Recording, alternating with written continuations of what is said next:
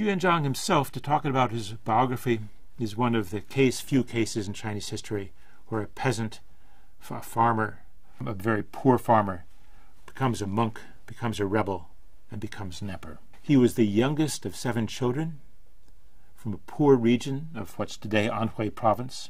Most of his family dies from plague when he is young, and he goes to join a monastery. But the monastery comes upon hard times. It's broke. He's forced out and has to go begging on the streets. After a few years, he returns to the monastery.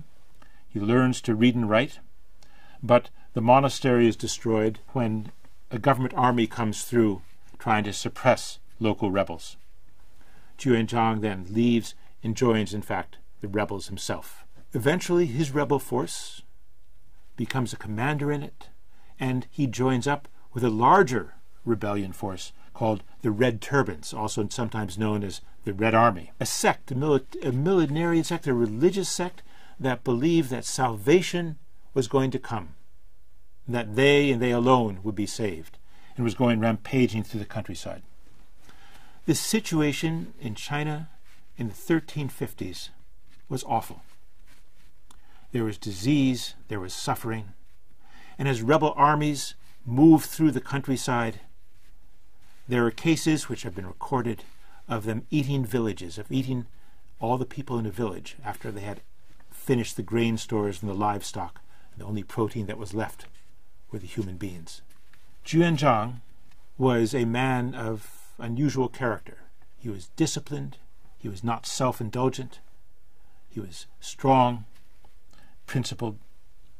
But he was also suspicious of those around him, deeply suspicious, to the point of paranoia. He was, in fact, if we look at his portrait, he seems like a kind, grandfatherly gentleman. But there are also scurrilous portraits of him, which suggest a man with a jutting chin, a pockmarked face, a man who was unusually ugly. Let's look at the relationship with his officials. Juanzhang abolished the post of chief counselor, prime minister, in 1380. How come? Well, the reason was that he suspected the then chief counselor, Huiyong, of plotting against him. And there's some evidence that, in fact, Huiyong was plotting against him, and that many other civil officials and some military officials perhaps had joined in the plot. Huiyong is executed, and 30,000 others are executed as well. And with the end of that purge, Juanzhang decides he will no longer allow anyone to be chief minister. That would give somebody else too much power, and he wants power in his own hands. Why does he abolish the Joint Chiefs of Staff, the military commissioners? Because in 1393, he suspects the Chief General Lan Yu, who had been with him from early on, he suspects him of threatening him, of trying to usurp the throne. And Lan Yu is executed, and 15,000 others are executed. Juanzhang was somebody, it is said, who took it personally if somebody broke one of his laws. He was known to make use of what are called extra-legal punishments, punishments that are not in the criminal code at all. Although these are not unique to him, they existed before in Chinese history.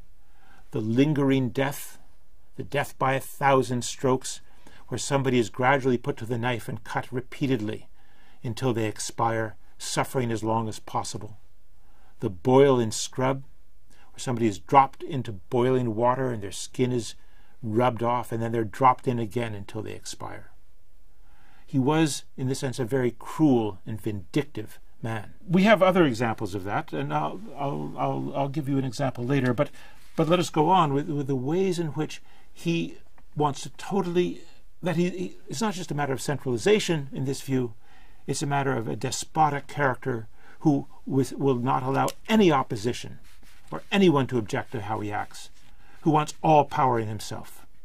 And this extends even to religion.